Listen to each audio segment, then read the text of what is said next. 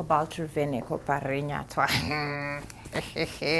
Time to gossip, y'all. Personally, I feel like Ruvheneko amanya by rushing kumanya chaiko. You see, every single parent home and household has been as a result of unfortunate circumstances.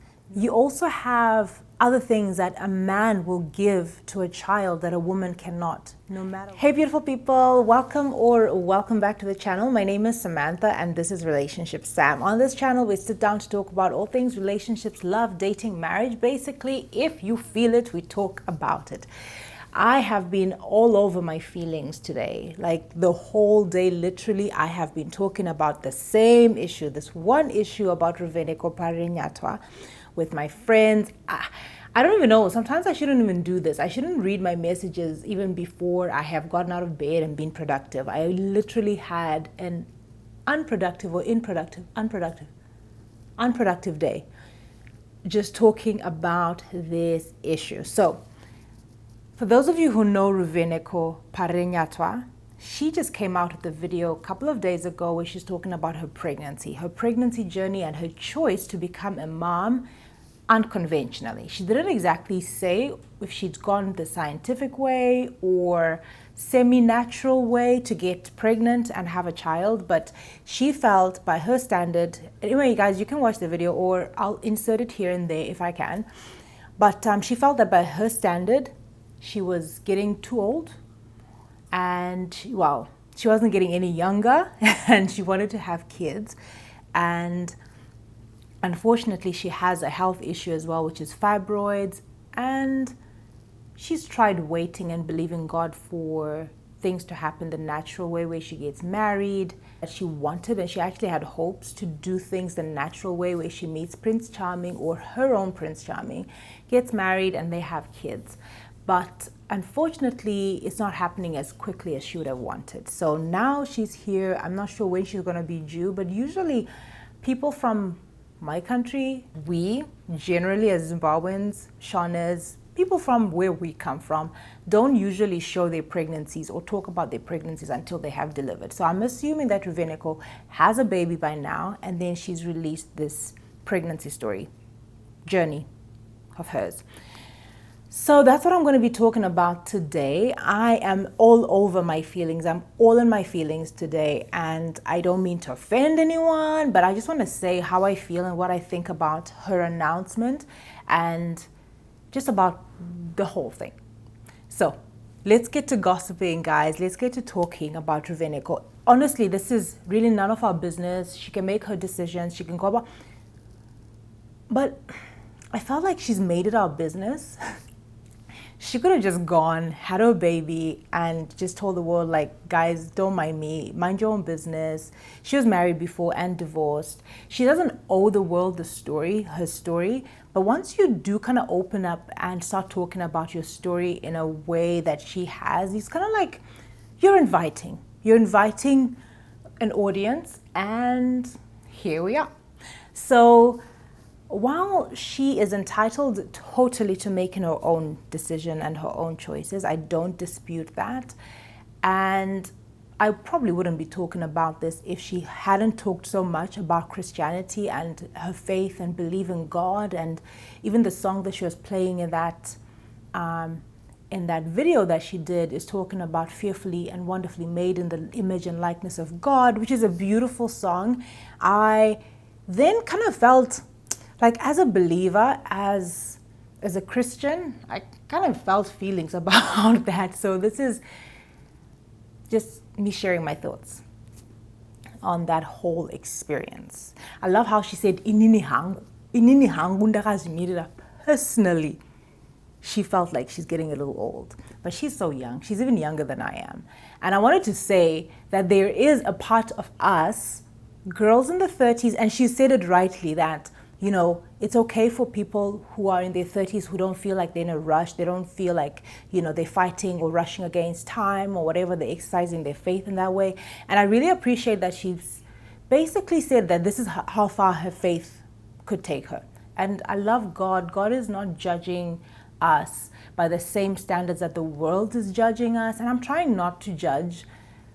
I'm not here to judge. I'm not here to judge, but basically just to evaluate and to share my own thoughts.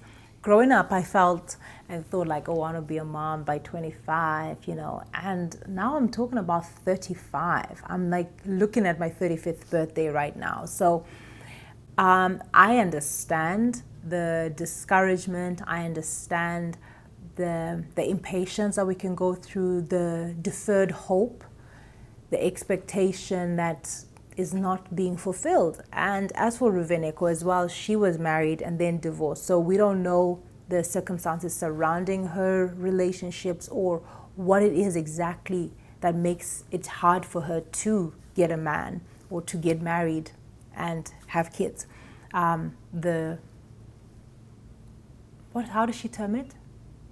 Conventional way, the conventional way. So my friend was just saying, like, I feel like there's a bigger issue, which is our society. Our society kind of telling you like, oh no, you're too young to think about marriage right now. Don't do that. Don't get married. Don't have kids. You're still too young for that. And then it's like literally you have like a window that society dictates to you when you're ripe. And then they start asking you, so when are you going to be married? When are you going to have kids?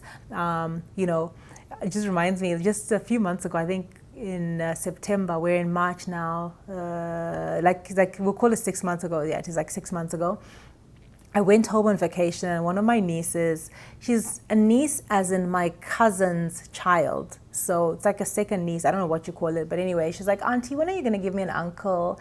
Why aren't you on dating apps? And she's 11. I was like, what? You know about dating apps? She's like, yeah, just find an uncle, go on a dating app and stuff. I was like, oh my goodness.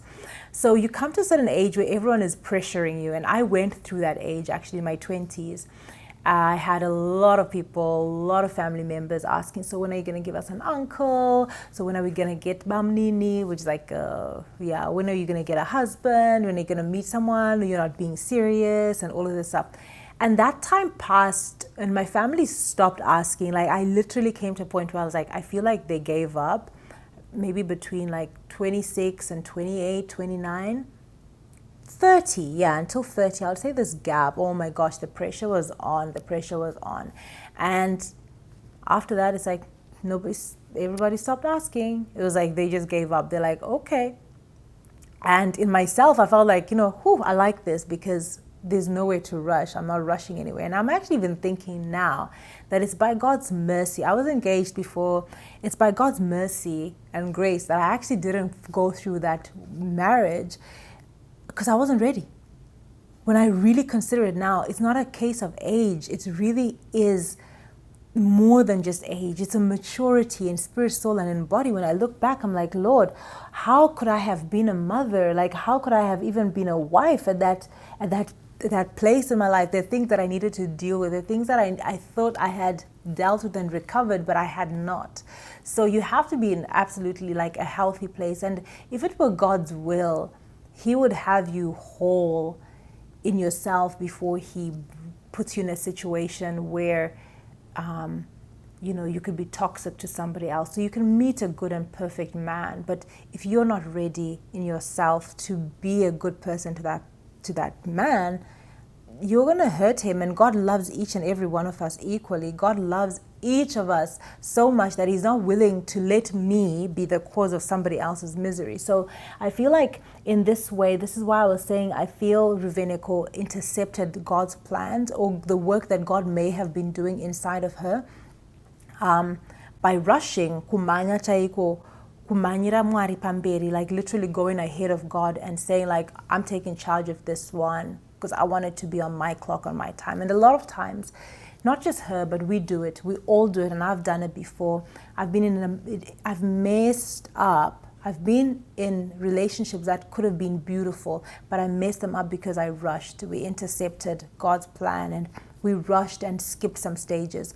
So the Bible talks about seed time and harvest, and also talks about the sprout, like how a crop comes about. It says first it's the blade, and then the ear, and then the corn in the ear. That's a progression of things, natural progression of things. And God has given us His laws and principles to govern the world, and He's given them as an example so that we may learn and we may know how the kingdom works, or how life really should be. And especially as believers, as Christians, we should hold ourselves to a higher standard, because God's desire for us in our lives is of excellence. It's to give us his absolute perfect will. So Ruvheneko is young, beautiful, charismatic, talented, comes from a good family.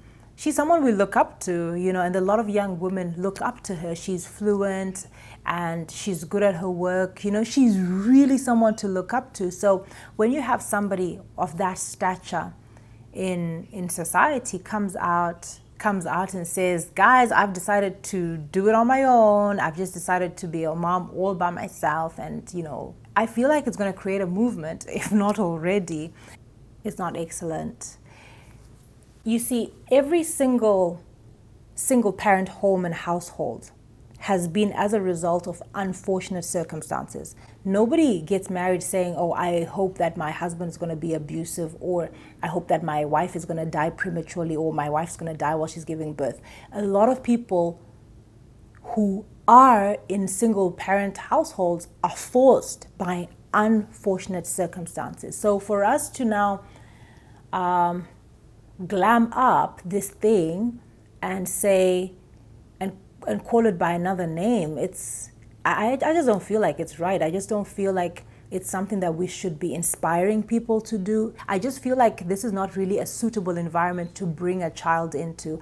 As a victim of a single or a broken home, like an abusive family or something, having seen my mom try to kill herself like 3 times, and having seen her being beaten and battered and abused by my dad, I know that a lot of single children, or single parent homes, are not by choice. It's really because of unfortunate circumstances that have led to that. So it's not a bad thing that a woman will raise a kid by herself. Many women have done that. They've fallen pregnant and a man is run away and has decided he's not ready for that commitment, and has left her to take care of the kids all by herself.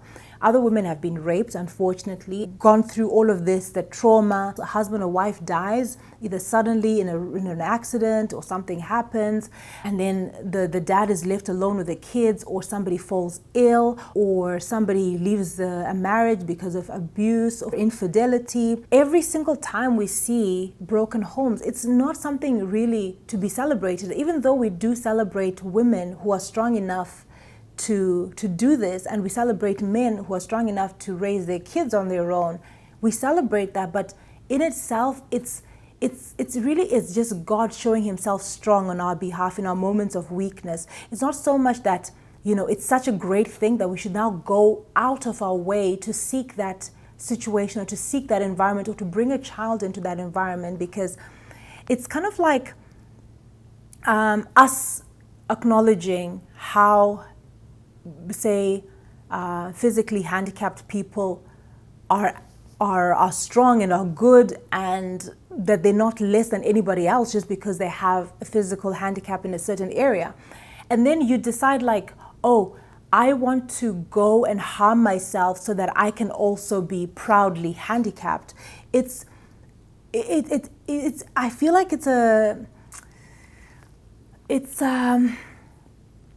I don't know what the word to describe it as, but I just feel like that's just how it is. It's like you want to put yourself in a situation that a lot of people are in due to unfortunate circumstances, but not just putting yourself, because it's not just about yourself, but it's really a child. This environment is not ideal, and we can sugarcoat it. We can say it in so many different ways. We can say everyone has a right to their own, but this is a whole human being that you're bringing into an unideal environment. I feel like it's really selfish for us to consider only ourselves, consider our bodies, consider our age and our body clock and all of these things that we're going through, without really considering what might be best for the child. I felt like this is really the height of selfishness for us and for our generation, to want to bring a child into. And you also have other things that a man will give to a child that a woman cannot, no matter what. There's an identity that a man gives to a child and a security that a man will give to a child, male or female, that a woman cannot. And there's a way that a mother can nurture a child and love a child that a man cannot. Like, it doesn't come naturally for them. Reminds me of a scripture that talks about the right hand of God's mercy and the left hand of God's judgment. This is the kind of balance that you have in a family where you have a husband and a wife, or a male figure and a woman. This opinion may not be popular, but I just felt like our generation kind of needs to slow down. We need to acknowledge that God's order and God's way of doing things is not to harm us, it's not to hurt us, it's not to rob us, but it's actually to empower us, and it's actually for us to experience God's perfect will. And I also wanted to say, or to talk about it, because there are going to be people who feel that there's therefore now no hope. There are a lot of good men out there. There are a lot of good men, and I've realized and seen that the only thing that hinders us from actually being with a lot of good men as well is unrealistic expectations. Oftentimes as women, as young women, especially in our generation, we are not ready for the process. We're so impatient. We don't want to grow with someone. We want a ready and finished product. We want somebody who's refined, which is why it's quite common that young women are comfortable, more than comfortable, to date a married man, and they know full well that this guy is married, this guy has a family, but anyway, it's okay, like I'm his side snack and it's okay with that. I'm okay with that. It's just hard for me. It's just hard for me because I believe in the excellence and the goodness of God, that He's not withholding any good thing from us. And sometimes we're not ready for marriage. We're not ready. We're not mature enough for marriage. So just because I'm 34, I'm 35, doesn't mean that I'm ready for marriage. I need to be mature enough to hold my own, mature enough to stand with someone who might be going through whatever it is, to be understanding, to be compassionate, to deal with in-laws and interference, and to deal with finances, and to manage a house, and there's so many things that we just want the finished product. We just want to rush to the end without really going through the process and stuff. And I feel like I personally feel like Ruvheneko amanya in the sense that God may actually be doing something in her. God is perfecting something within her. Maybe there are even wounds from her previous marriage that God needed to heal and to deal with. And we're so impatient because we want that person, we want that partner. And I'm exactly one of the people who is in that kind of situation where you're in your 30s, you're single, no, like as of now, like no sign of a hubby in the way. But believing God, trusting God that He will lead me to the right person. And according to my faith, and I love, this is one thing that I really love that Ruvheneko said. She said, inini hangu, me, as for me personally. I love how she said that. It just really enforced that this is her own journey and this is what she has decided. So we can all come and be like, but you're younger than me. She is younger than me, by the way.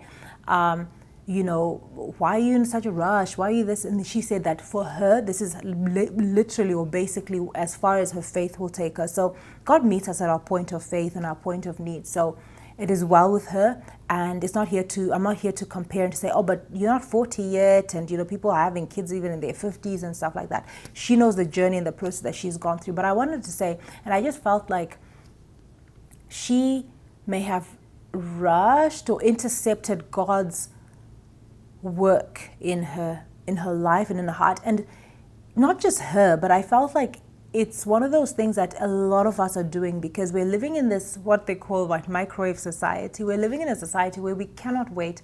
We don't want to be part of a process. We don't want to see the progression of things. We just want the finished product. We want the polished man. We want it all. We want the full package. We want the guy with the money, with the looks, with the this, the that. So even if somebody's married and is already taken, we're willing to go by that and just go along with him and say, as long as I have a man, I may not have him all the time, but I'm his side snack and I'm okay with that. But I feel like if we're going to come out and talk about these things and advocate for something like this, we also must bring a balance to it and say, guys, this is not the God standard. There's an excellent will. There's a perfect God-ordained purpose for each and every one of us. So my encouragement really to everyone is just that we become a little more patient.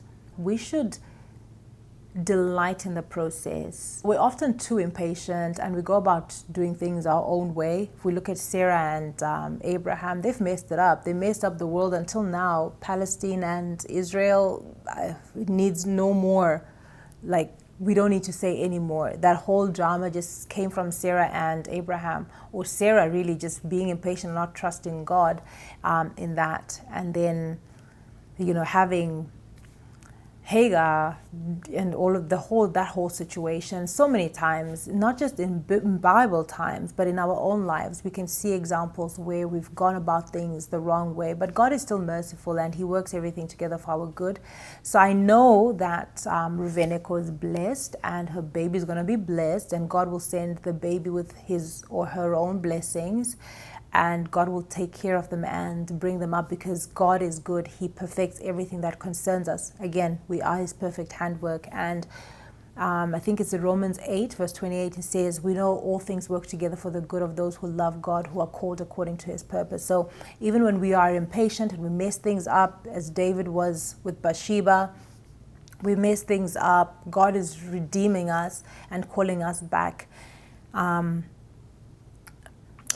God is redeeming us and calling us back the same way He took back the prodigal son after he's gone and he's done his own thing. So ultimately, God will always work things together for our good, because He's a good God. But that doesn't mean that we should take advantage of the grace and promote something that's clearly non-scriptural and then encourage people or invite people to celebrate. Is it inviting people to celebrate? I feel like it is an invitation to celebrate something that is not the best thing. She could have just gone and had her baby by herself, minding her own business, and doesn't owe anybody any explanation of whose child this is. But I felt like this is more like starting a movement, trying to draw people in to celebrate or to join you in something that is not right. Nowadays, the things that are good are frowned upon, are regarded like nonsense. It's so embarrassing for someone to say that they're waiting on the Lord. It's so embarrassing for someone to say that they are waiting on their spouse to have sex. It's so embarrassing for someone to say, oh, I'm a virgin. But for somebody to say like, oh, I'm a party animal, I love it like this, I love it, it's so normal and that's so acceptable. So I feel like this is just one of those things where you do something wrong and you invite people to participate or to celebrate it, to participate in this with you as a way to soothe your conscience. So I'm not accusing, but I really just felt like the way people are celebrating it, the way that women are going on like, whoa, woohoo, way to go, yes, we can now. Oh, I felt like, no, this is not right. We have to hold ourselves up to a more excellent lifestyle, to a more excellent standard. And God has given us a platform. I would say even God has given them a platform as celebrities, and they have a lot of influence. They, celebrities, have to be a little bit more conscious of the message that they're bringing across, especially to a young and growing generation. And I'm just worried, like, is this really the kind of message that we want to send out? Is this really something that we want to encourage young girls with? Is this really it? I just feel like there's more. We should aspire to more, or to encourage people in better things.